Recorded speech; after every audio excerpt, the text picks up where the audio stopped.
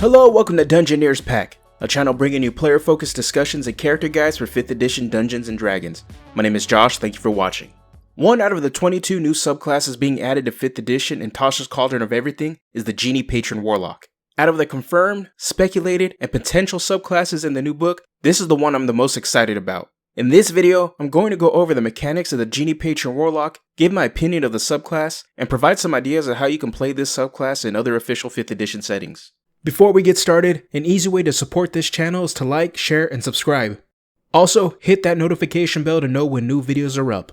You can also support us directly at our Patreon by becoming a Dungeoneer. When you become a Dungeoneer, you get access to an exclusive role and a private chat in Discord, access to all the character build scripts, and you will be able to listen to an audio-only version of each week's video before it goes up. You can find a link to the Patreon in the description below. With that said, let's get started.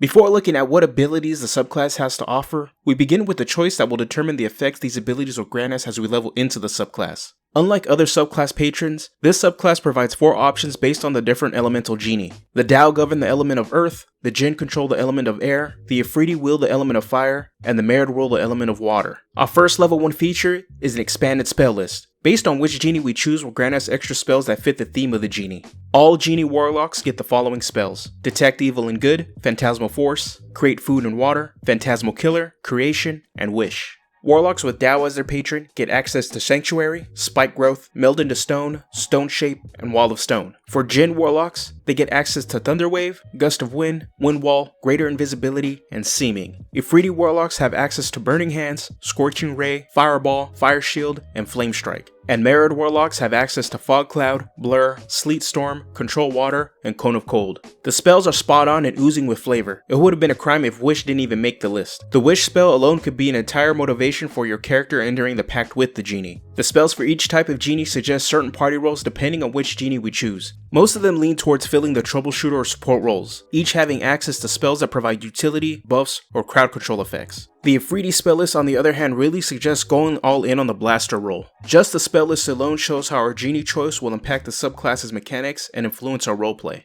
I really like how the expanded spell list panned out and hope Wizards takes this approach in future designs for subclasses. The next level 1 feature is actually 3 abilities in one, and that is the Genie's Vessel. The first ability under this feature is that we have a vessel that can take the following forms: an oil lamp, urn, ring with a compartment, stoppered bottle, hollow statuette, or an ornate lantern. The vessel's armor class is equal to our spell save DC, it has hit points equal to our warlock level plus our proficiency bonus, it is immune to poison and psychic damage, and if the vessel is destroyed or is lost, we can spend 1 hour performing a ceremony to gain a replacement from our patron. The ceremony can also be performed during a short or long rest. The previous vessel is destroyed when we receive the replacement. As long as we are touching the vessel, we can use the abilities Bottled Respite or Genie's Wrath. Bottled Respite allows us to hide into our vessel. As an action, we can vanish and enter our vessel, which remains in the space we left. Inside the vessel is an extra dimensional space that is a 20-foot radius cylinder and is 20 feet high. While in the vessel, we can hear the area around us as if we were in that space. We can remain inside the vessel a number of hours equal to twice our proficiency bonus. We can exit the vessel as a bonus action if we die or if the vessel is destroyed. Anything that was in the vessel while it was destroyed appears in an unoccupied space closest to where the vessel was. We can't enter the vessel again until we finish a long rest. Genie's Wrath will let us pile on more damage on each of our turns. Once during our turn, we can deal extra damage whenever we hit with an attack roll. The extra damage is equal to our proficiency bonus. The damage type is determined by our chosen genie patron. If we choose Tao, we can do additional bludgeoning damage. A Jinn, we do thunder damage. In Ifriti, we do fire damage. And with Merid, we do cold damage. This feature grants us a bunch of abilities wrapped up into one big mechanic. We get a variety of options to choose from to flavor exactly how our genie's vessel looks. We get the classic oil lamp or the stopper bottle that many will find familiar from various TV shows, movies, or other interpretations of genies in pop culture. The fact the vessel has hit points and an armor class can influence how to roleplay this warlock, as they may be more guarded or secretive of their vessel, requiring the character to learn to trust their party or vice versa. Bottled Respite is a fun ability that can be used to hide our character at this point. Later on, this ability becomes more useful for the entire party. One way I see using this ability is having this warlock hide inside the vessel while the party rogue stealths to the desired location to sneak this warlock in. Genie's Wrath is just a solid damage buff. It doesn't make this subclass reach the potential damage output levels the Hexblade subclass has, but it does grant it enough of a boost to put it ahead of most other warlock subclasses.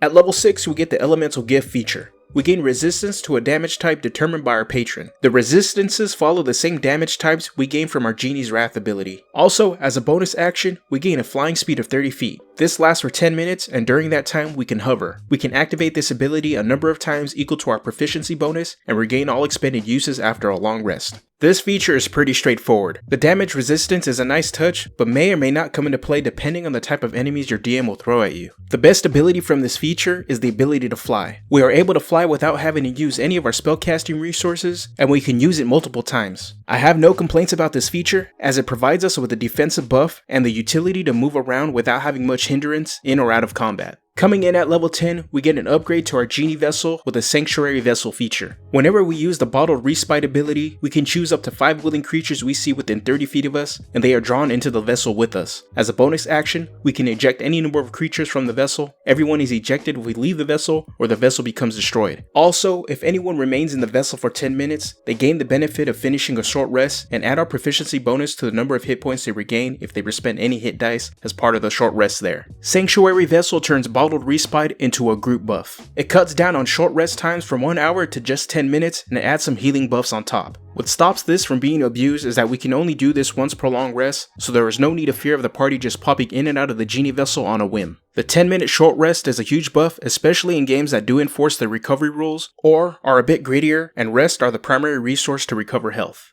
At level 14, we get the last subclass feature, Limited Wish. As an action, we speak to our Genie's Vessel, requesting the effect of one spell that is 6th level or lower and has a casting time of 1 action. The spell can be from any class of spell list, and we don't need to meet the requirements in the spell, including components. The spell takes effect as part of the action. We can reuse this feature again after 1d4 long rests. In my opinion, Limited Wish is the best troubleshooter or support role ability in all of 5th edition. It provides an immense amount of utility, allowing us to find the right spell for the moment. In regards to roleplay, this is one of those abilities that should be taken full advantage of by the DM and the player to have the Warlock interact with the patron. Now, how can we use this subclass in official 5th edition settings? In a traditional fantasy setting like Forgotten Realms or Wildmount, there are some angles to take with this, but the simplest way is to take the flavor baked into the subclass and just build on top of it. We can be a Genasi, whose Genie Patron is their parent. For Eberron, Genies do exist in the setting, and it is still possible to play up the subclass fantasy similar to what I suggested for traditional fantasy settings. For a different way to use the subclass, I'm going to take a cue from the settings creator Keith Baker. He suggests quite often to use the Warlock as a stand-in for a Wandslinger in the setting. With that in mind, this character can be a Zalargo Gnome Wandslinger whose wand has a powerful elemental bound to it. In Ravnica, Genie, or more specifically Jinn, are rare in the setting, but they do exist. This character could be a member of the Izzet League who has made a pact with the Jinn to help further the goals of their guild leader Niv Mizzet. And at last in Theros, Genie do not exist in the setting. So instead, this could be used for a chosen champion of one of the gods that are associated with one of the primal elements. For the Dao and Ifriti, they are perfect for the god Perforos. For the Jinn, this works for the god Keranos, and for the Merid, this works for the goddess Thassa. The subclass managed to make it into Tasha's Untouched from the last time we saw it in its test form in Unearthed Arcana. Every feature and ability remains exactly the same as it did in testing. I really like how the chosen patron within the subclass offers different effects and expands the spells provided while sticking with the theme of the overall subclass.